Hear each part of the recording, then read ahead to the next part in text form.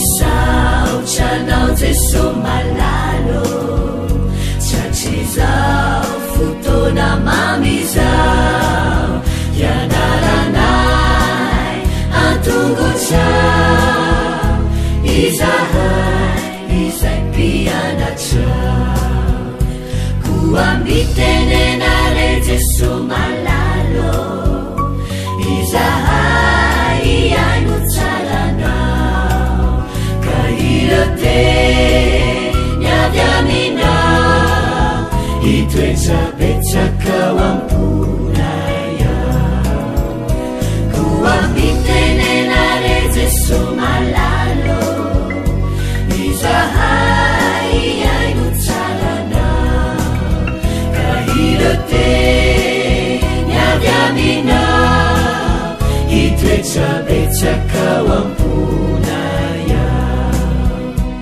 irote niavy aminao itoetsapetsakao amponaya.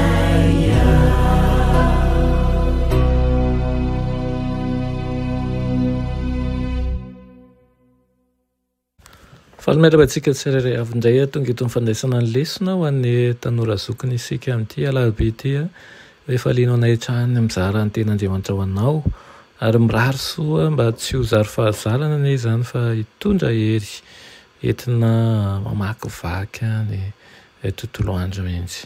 Alohan'ny dirantsika ny amin'ny lesona anio dia hivavakisika. Iranay tsara indrindro mbola misaotra anao izay noho ny amin'ny zava-tsoa izay omenao anay isan'andro.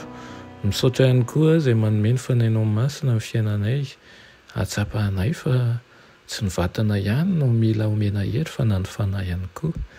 Misaotra manome ny toromarika rehetra ny mba irosoanay amin'ny tsara kokoa hatrany. Tsy vitan'ny herinay na ny tanjakay amin'ny maha olombelona anay nefa izany fa irinay tokoa ny mba ho ampinao dia ny ahatonga ny rahalahy sy ny anabavy miaina izao fandarana izao hitombo fitahina, hitombo famatorana ary hahatoko bebe kokoa anao.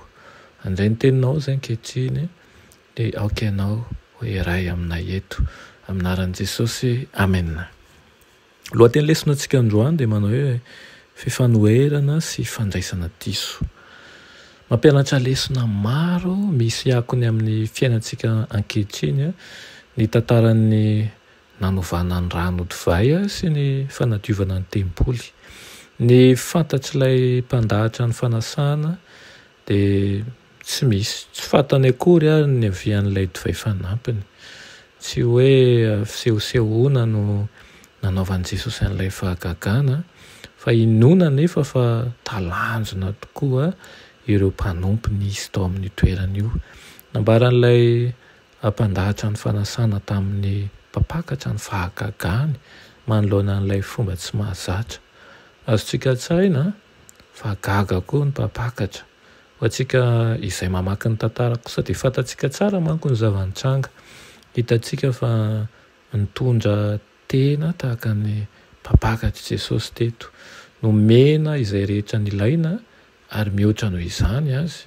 Dia toy izany koa mihoatra noho ny ampy ny fahasoavana izay omeny anao, omeny mba azahoantsika n'izay rehetra ilaintsika andavanandro. Rehefa avy nanadio ny tempoly Jesosy dia diso fandray ny teny momba ny tempoly ny olona. Nifantoka tamin'ny fomba nanorenana ny tempoly ireo olona nifampiresaka manokana tamin'i Jesosy, ka izany ny fototry ny fitsekerana azy. Tsy takatr'izy ireo fa ny tenany nataon'i Jesosy hoe tempoly. Matetika moa i Jaona no manazava amin'ny mpamaky ny hevitra izay tsy takatr'ireo olona ao amin'ny filazantsara. Nangataka famantarana izy ireo nambaran'i Jesosy fa ny fahafatesany sy ny fandevenana azy ary ny fitsanganana amin'ny maty no famantarana lehibe indrindra ho izy. Hazavain'i Jaona ao amin'ny 2:20 ny hevitra lalina kokoa finosiny io resaka nataon'i Jesosy io noho ny fananany tombony nahafantatra ny fitsanganan'i Jesosy tamin'ny maty. Mitovy amin'ny atsika amin'izao taona 120 izao koa ny fanandramana ny ainany. Ity ny tena zava-dehibe ho an'i Jaona. Manjary zava misy velona eo amin'ny fiainan'ny mpino ireo tranga tamin'ny lasa, ary rehefa mahatsiaro na ihany koa hoe mamerina ny tantaran'i Kristy isika dia mifandray ety amin'ilay teny tonga nofo. Andriamanitra miseho amin'ny maha olombelona, Andriamanitra miantefa ny fiainantsika ary Andriamanitra tena manasitrana sy miay hatramin'ny zavatra madinika indrindra eo amin'ny fiainantsika. Etiako dia mba hatohitra anao ane zany zava-misy tany amin'ny aloha nefa vakitsika izany ankehitriny, mba tsapahanao fa tsy misy zavatra tokony hanahitsika tokoa na amin'ny zavatra kely indrindra ao anivon'ny tokantranontsika aza, satria fantatsika fa na eo amin'ny tsy fisiana dia hain'Andriamanitra mampisy azy. Amen. Ianay tsara indrindra mbola misaotra anao izay ny amin'izany teninao izany. Misaotra ihany koa Tompo izay maneho fahagagana amin'ny fiainanay hatrany. Mangataka aminao Tompo izahay eo ny mba hampitomboana ny finoanay hatrany, ka tsy salasala izahay na angataka na ihany koa ihantehatra indrindrandrindra amin'ny teny fikasanao. Amin'ny anaran'i Jesosy. Amen.